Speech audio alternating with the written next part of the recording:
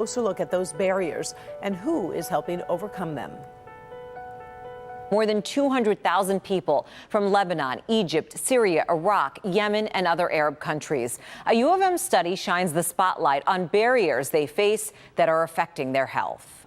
Our goal really is to make people feel welcome, to kind of help them link to the services that they really need to have have a healthy life and build a healthy community. When people come to the health clinic at Access, it's about meeting all their needs. It's not just about someone having unfavorable health outcomes. It's also about looking upstream to see what are the reasons behind them.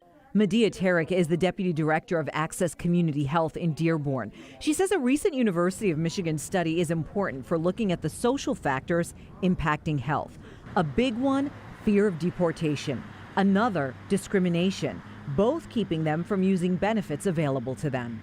Perceived discrimination, fear of deportation, mistrust of government, these are the kind of things that can really deter people from utilizing services that are available to them to maintain a healthy lifestyle. Almost 60% of respondents felt that they had experienced discrimination, which was quite high. The study questionnaire handed out across the community, grocery stores, mosques, health clinics. 400 people responded. Nearly half didn't believe the government was trying to improve life for Arab Americans. And we generally found that this population faces more risk factors for poor health, including food insecurity and unemployment and unstable housing. So having more of those types of social risk factors was linked with more chronic diseases, including cancer, diabetes, high blood pressure, depression, and heart conditions. And mental health and general health were also worse for people who face multiple societal conditions that limit optimal health.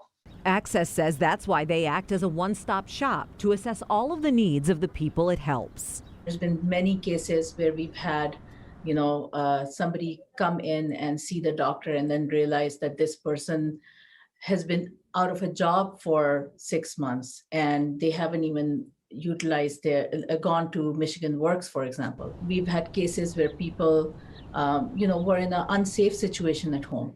We have attorneys and therapists and caseworkers with our Victims of Crime program in the same building that can help them on the spot. Tarek says there's a large part of the MENA community that struggles financially. Our community is a very hospitable community, very welcoming community, and people just think of Dearborn as a place with all these food sources, but they don't think about the other side of it, that there are people who are struggling to feed their families in these same communities. Sandra Ali, Local 4.